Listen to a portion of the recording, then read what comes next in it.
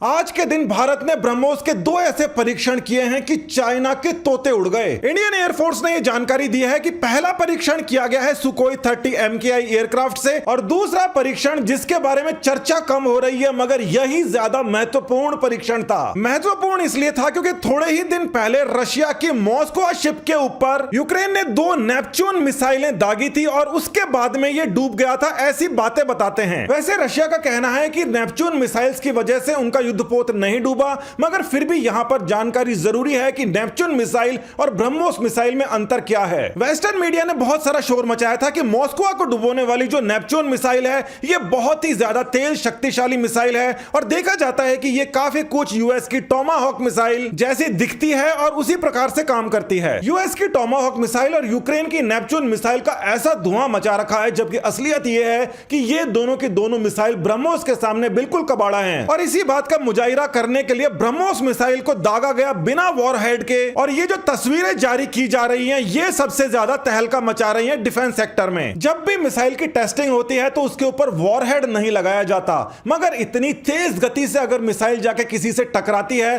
तो बिना वॉरहेड के क्या कुछ कर सकती है ब्रह्मोस, सबसे पहले यह बात प्रूव हुई। यहां पर बिल्कुल साफ तौर से देखा जा सकता है कि ब्रह्मोस मिसाइल ने ऊपर से नहीं बिल्कुल साइड से आकर अटैक किया है। और दूसरी बात यह, जो टारगेट को इस्तेमाल किया गया था यह एक पुराना माइन हार्वेस्टर शिप है जो बहुत ही मोटा होता है। मतलब यह कि ब्रह्मोस के पास में बिना वॉरहेड के ही वो काइनेटिक फोर्स रहता है, काइनेटिक एनर्जी रहता है जो कि वॉल का फ्लावर बना देता है। और ये जो फ्लावर है इसको देखकर चाइना का भी बहुत सारा हिसाब फ्लावर हो चुका होगा। ब्रह्मोस की तरफ से आज जो टेस्ट किया गया है वो 2 तरीकों से बहुत ज्यादा जरूरी है। आप यहां पर देखिए कि ब्रह्मोस को किस हिसाब से किस एंगल पर यहां पर उड़ाया गया है और ये उड़ते हुए देखा जा सकता है कि पिछले टेस्ट से कितनी अलग है। पुराने वाले टेस्ट आपको याद है कि मिसाइल ऐसे उड़ती थी और उसके बाद में ऐसे जाया करती थी, ये उससे अलग है। 1990s के बाद में इस प्रकार के डिस्ट्रॉयर्स और फ्रिगेट्स हैं जहां से वर्टिकल लॉन्चिंग की जा सकती है और वर्टिकल लॉन्चिंग के बाद मिसाइल अपने रास्ते चल पड़ती है। इसका फायदा यह होता है कि यहां पर बहुत सारी मिसाइल्स एक साथ में स्टोर की जा सकती हैं। केवल भारत के लिए ही नहीं, चाइना के खिलाफ भी यह टेस्ट इतना ज्यादा जरूरी इसलिए है क्योंकि भारत के पास ही नहीं साउथ ईस्ट एशिया में कई सारी ऐसी कंट्रीज हैं जो 1990s के पहले का सामान इस्तेमाल कर रही हैं। हाल ही के अंदर भारत ने फिलीपींस के साथ में $375 मिलियन की ब्रह्मोस की डील की थी, मगर यह डील ज्यादा बड़ी हो सकती थी अगर यह टेस्ट पहले हो जाता तो। भारत के साथ में फिलीपींस की यह डील इंपॉर्टेंट इसलिए है क्योंकि भारत के अगर फिलीपींस के साथ में ब्रह्मोस की डील होती है तो यह पूरा का पूरा एरिया फिलीपींस की फायर पावर के अंदर आ जाता है। छोटी छोटी कंट्रीज जो साउथ ईस्ट एशिया के अंदर है उनके साथ में चाइना बहुत दादागिरी करता है। उनके कई सारे टापुओं के पास में कई सारी फ्रिगेट्स अपने डिस्ट्रॉयर्स खड़े कर देता है और बोलता है जो करना है कर लो। ब्रह्मोस के साथ समस्या यह थी कि वो मॉडर्न शिप्स के ऊपर ही लगाई जा सकती थी, वो 1990s के बाद में जो शिप्स बनी है उन्हीं पर। भारत के पास में कई सारी अलग अलग क्लास की शिप्स हैं, कुछ नई हैं और कुछ बहुत ज्यादा पुरानी। पुराने डिस्ट्रॉयर्स यानी कि जो राजपूत क्लास के डिस्ट्रॉयर्स थे वो सबसे नया डिस्ट्रॉयर है 1982 का,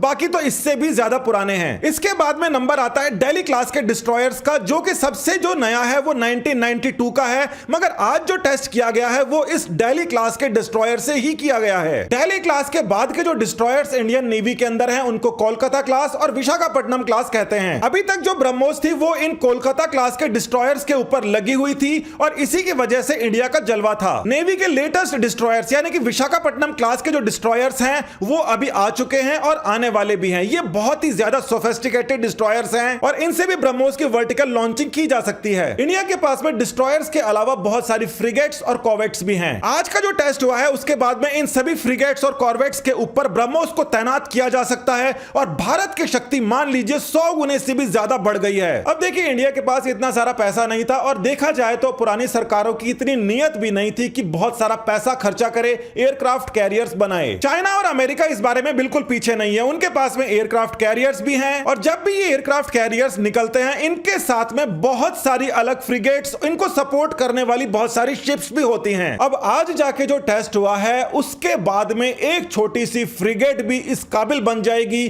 कि इस पूरे की पूरी फ्लीट को एक साथ ही निपटा दे। जो चीज खबरों के अंदर आपको नहीं मिलेगी वो असली बड़ा मुद्दा है और वो ये है, ये जो एडवांस्ड लॉन्चर्स हैं एक शिप के ऊपर 4 तैनात किए जा सकते हैं, यानी कि 16 मिसाइल्स एक शिप के ऊपर आ सकती है। मतलब इसका यह हो जाता है कि एक सस्ते सी फ्रिगेट या कॉर्वेट इतना भारी भरकम सामान डिस्ट्रॉय कर सकती है और उसको कोई रोक भी नहीं नहीं पाएगा क्योंकि उसके ऊपर ब्रह्मोस लगी हुई है। पानी का जो सतह है उसके केवल 1 मीटर ऊपर उड़ती हुई ब्रह्मोस गई है, यानी कि उसको डिटेक्ट करना और भी मुश्किल। पानी के ऊपर से कहीं से उड़ती हुई मिसाइल आती है तो यहां पर जाकर छेद होता है, मगर दिखाई दे रहा है कि बिल्कुल पानी से सटते हुए आई थी और सीधा अंदर घुस गई। ये जो नेपच्यून मिसाइल का रोना कई लोग रो रहे हैं, ये पहली बात तो बहुत ही धीरे उड़ती है और इसकी जो फायर पावर है वो 21 गुना कम है ब्रह्मोस से। पूरी मीडिया के अंदर जिस डिस्ट्रॉयर की बात की जा रही है वो 1983 का बना हुआ डिस्ट्रॉयर था और इससे ज्यादा एडवांस तो इंडिया के पास में और रशिया के पास में भी हैं। वेस्टर्न मीडिया की खबरों को देखकर एक बार हमें भी लगा था जैसे रशिया के फ्लैगशिप डिस्ट्रॉयर को तबाह कर दिया गया।